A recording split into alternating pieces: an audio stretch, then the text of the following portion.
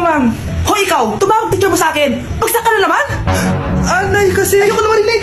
Simula ngayon, bawal ka lang gumala at mag-cellphone! Hindi pwede to. Anong gagawin ko? Aray! Sakit ang pagkaramdam ko! Magpahinga ka na, anak! Bibili kita ng Chicken Joy! Sige po, Nay! Effective yung plano ko ah. A few moments later. Anak! Ayan, bilis, bilis! Oh, nagsiselbong ka na? Okay ka na, no? Maglinis ka na sa baba! Ang sakit! Ang sakit talaga ng pagkaramdam ko! Aba, teka! Huwag mo ako niloloko, ha? Magbihis ka na! Pupunta tayo sa doktor! Anay! Tara na! Hello, Doc! Ipapacheck up ko po tong anak ko! Sige, pasok kayo! Ano po nangyari sa kanya? Kasi Doc, palaging may masakit sa kanya. Totoo ba to, Doc? O kunwari niya lang para di siya mautusan? Tignan natin. May malalasakit yung anak mo! Ha? Mamamatay na siya? Di ka magiging okay, ma'am, ha? Meron ng gamot dito, ma'am. Last stock na lang to. Ipainom mo na. Effective yan, ha? Iinumin ko na, Nay, ha? Ayan, Nay. Okay na pakiramdam ko. Ayan, huli niya na yan. Ano mangyayari? Isa siyang peking doktor. Kaya ikukulungan namin siya. Ha? Anak, ano nangyayari sa'yo? Anak! Ay, expired na pala yung gamot. Walang hiya ka! New Year na! Magbabago na talaga ako! Hindi na ako magagalit! Mga anak, kain na tayo! Teka lang, asan yung kanin? Nay, huwag kang magagalit sa akin! Di pa lang nakapagsaing! Ano? Oh, kalma ka lang. Huwag kang magagalit. Sige anak, magsaing ka na! Sige po, Nay! Nay! Naputol ko yung hanger mo! Oh, kumalma ka. Huwag ka papadala sa emotion mo. Okay lang yan, anak. Bibili lang ako ng bago.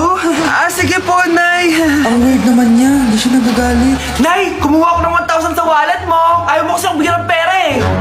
Oh, relax ka lang. Pera lang yan. Huwag kang magalit.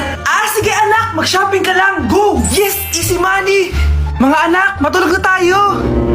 Ikaw, ano gusto mo? Nay, kailangan ko pala ng one whole sheet bukas tapos ng glue. Kung kailan gabi na? Oh, relax ka lang. Anak mo yan. Bilan mo na siya.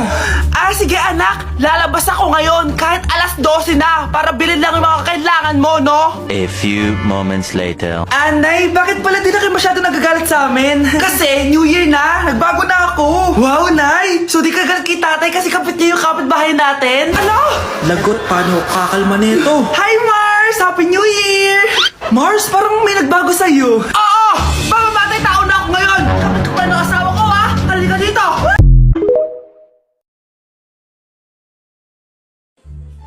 Hi, Mare! Buntis na ako! Ha? Paano ka nabuntis? Wala ka namang asawa! Hello po. Nagbibigay po kami ng pera sa mga nangangailangan. Hello po, Mayor! Ako po, kailangan po namin ng pera! Ay, Mayor! Buntis ako, oh! Mas kailangan ko yan! Oo, mas kailangan mo nga kasi buntis ka. Ito, sa'yo na to. Thank you! Tsaka pala, magbibigay kami ng bahay at lupa sa mga may kailangan. Kami po, Mayor! Kailangan po namin ng bahay! Wala na po kami magrenta.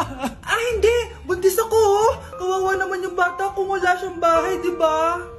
Oo nga, mas kailangan niyo yung bahay. Ito, sa inyo yung bahay. Thank you! Sandali lang. Bakit? Sinungaling tong babaeng to eh. Hindi naman totoong buntis yan. Totoo nga. Manganganak na ata ako.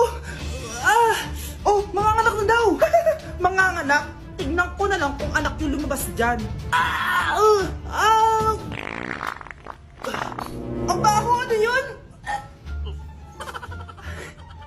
Di ba? Sinungaling tong babaeng to. Nagdadalang tae lang pala.